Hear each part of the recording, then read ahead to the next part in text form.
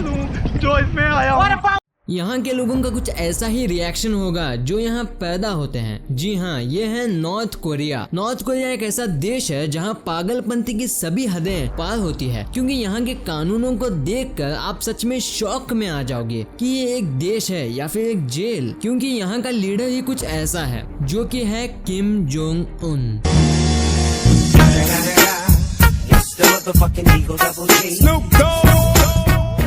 लेकिन दोस्तों आपको एक बात जानकर हैरानी होगी कि नॉर्थ कोरिया में भी इंडिया की ही तरह हर 5 सालों में एक बार अपने लीडर को चुनने के लिए इलेक्शन किए जाते हैं, और उस इलेक्शन में हर टाइम सिर्फ किम जोंग ही जीतते हैं। लेकिन उनके जीतने की वजह क्या है ये तो आपको वीडियो के अंत में ही पता चलेगा। पर उससे पहले क्या आपको ये पता है कि अगर आप नॉर्थ कोरिया के पब्लिक प्लेसेस में खड़े होकर चिल्लाते हो तो आपको 2 साल से भी ज्यादा वक्त के लिए जेल हो सकती है। और क्या कभी आपने ये सोचा है कि आखिर किम जोंग उनकी शादी किससे, क्यों और कब हुई थी? और आपको ऐसे ही नॉर्थ कोरिया से जुड़े अनसुनी और माइंड बस्टिंग बातें जानने हैं तो टेक यूनिक के आज इस यूनिक वीडियो को पूरा जरूर देखना।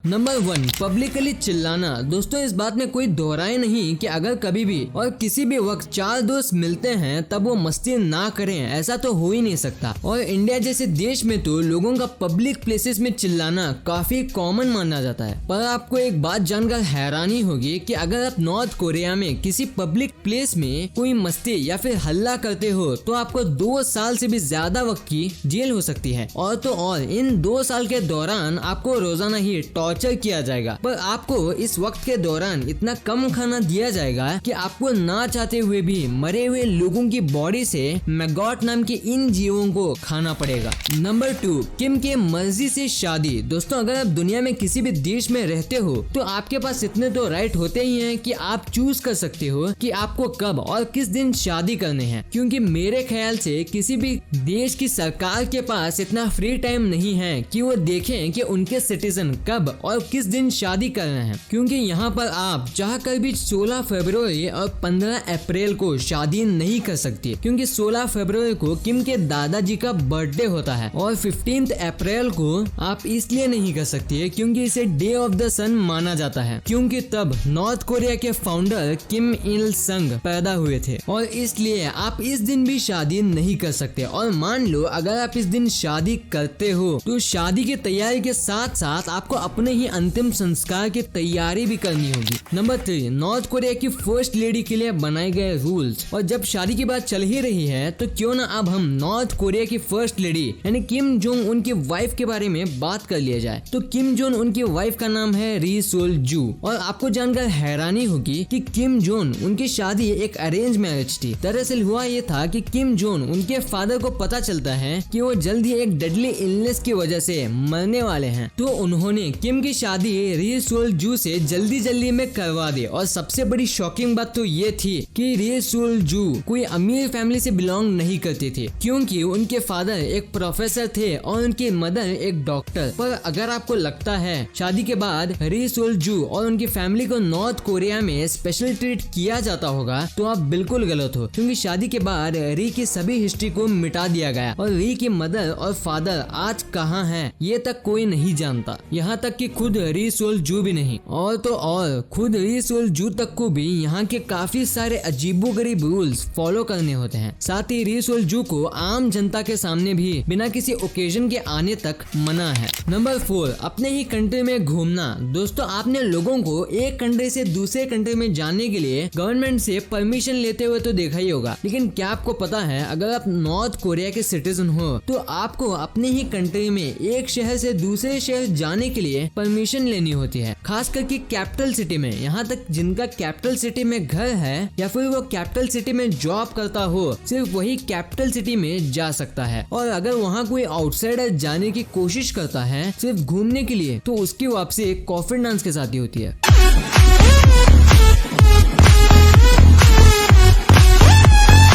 Number 5, foreign influence. दोस्तों जैसे हर एक डेमोक्रेटिक देश में फ्रीडम ऑफ प्रेस होता है, उसी तरह नॉर्थ कोरिया में भी लोगों के पास फ्रीडम ऑफ प्रेस मौजूद है। लेकिन हाँ, वहाँ से कोई भी फॉरेन या कोई विदेशी स्पॉन्सर्ड मीडिया को ऑपरेट करने की परमिशन नहीं है। यहाँ तक कि नॉर्थ कोरिया में भी foreign shows, foreign movies, foreign radio, foreign music और तो और फॉरेन बुक्स भी बैन है। साथ ही अगर आपको यहाँ पर कंप्यूटर या फिर इंटरनेट का कनेक्शन भी चाहिए तो भी आपको किम की गवर्नमेंट की परमिशन चाहिए होगी। और अगर आपको इंटरनेट यूज करने की परमिशन मिल भी जाती है तो आपको सरकार के द्वारा डिसाइड किया गया कंटेंट देखने की परमिशन होगी। और दोस्तों जितनी सावधानी से आज डेवलप कंट्रीज में लोग गन्स को रखते हैं, उससे ज्यादा सावधानी से तो यहाँ के लोगों को इंटरनेट यूजेस करना पड़ता है, क्योंकि आपका एक गलत सर्च या अपलोड आपकी जान ले सकता है। जिस वजह से यहाँ के लोग ज्यादातर इंटरनेट का यूज को मिनिमाइज करते हैं, क्योंकि यहाँ के लोग मानते हैं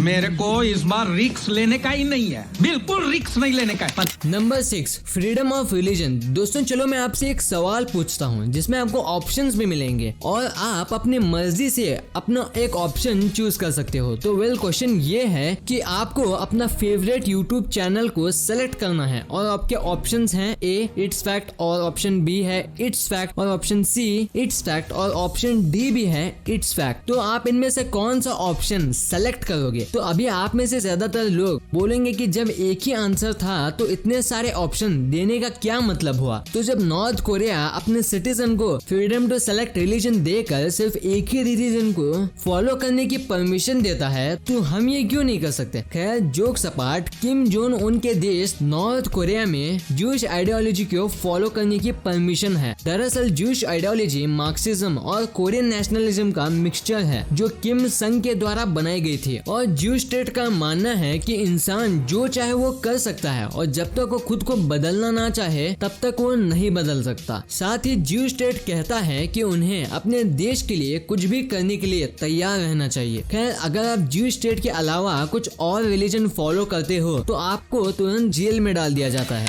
नंबर 7, नॉर्थ कोरिया का स्कूल। दोस्तों हालांकि ये बात तो दुनिया में मौजूद हर एक स्कूल में कॉमन है कि जब भी कोई स्टूडेंट को क्लास में डाउट आता है तब वो सिंपली अपना हाथ ऊपर करके अपना डाउट टीचर से पूछता है। लेकिन गाइस नॉर्थ कोरिया के स्कूलों में ऐसा बिल्कुल नहीं है, क्योंकि यहाँ पर अगर आपको कुछ डाउट हो तो आपको क्लास खत्म होने तक इंतजार करना पड़ता है। क्योंकि अगर कोई बच्चा क्लास के बीच में कोई डाउट पूछता है तो यहाँ माना जाता है कि वो टीचर के नॉलेज और उनके पढ़ाने के तरीके में सवाल उठा रहा हो। साथ ही नॉर्थ कोरिया के स्कूलों में बच्चों को शूज पहन के स्कूल में एंटर करना अलाउड नहीं है और उन्हें स्कूल में पहनने के लिए अलग से चप्पल रखने पड़ते हैं जो वो छुट्टी के बाद स्कूल में ही अपने अपने लॉकर में रख दिया करते हैं। खैर छुट्टी से याद आया, नॉर्थ कोरिया के स्कूल में छुट्टी भी ना के बराबर ही मिला करती है, क्योंकि यहाँ पर स्कूल का टाइम सुबह से लेकर रात तक होता है, जिसकी वजह से यहाँ के बच्चे अपना ज्यादातर टाइम स्कूल में ही बिताया करते हैं। Number 8, fashion police. तो दोस्तों क्या आपने कभी फैशन पुलिस के बारे में सुना है, जो आपके कपड़े और हेयर स्टाइल के बेसिस पे आपको पनिशमेंट देती हो? तो अगर नहीं सुना हो तो मैं आपको बता दूं, ये फैशन पुलिस कोई मामूली पुलिस नहीं होती, क्योंकि ये सिर्फ नॉर्थ कोरिया में ही पाई जाती है, जो कि वहाँ की पुलिस से ज्यादा पावरफुल होती है। और इनका काम सिर्फ आपके रिलेटिव और पड़ोसी ही की तरह आपके कपड़े और हेयर स्टाइल के ऊपर नजर रखना होता है। पर इनमें सिर्फ यही फर्क है कि आपके पड़ोसी आपकी शिकायत आपके पेरेंट्स से करते हैं, लेकिन ये सीधा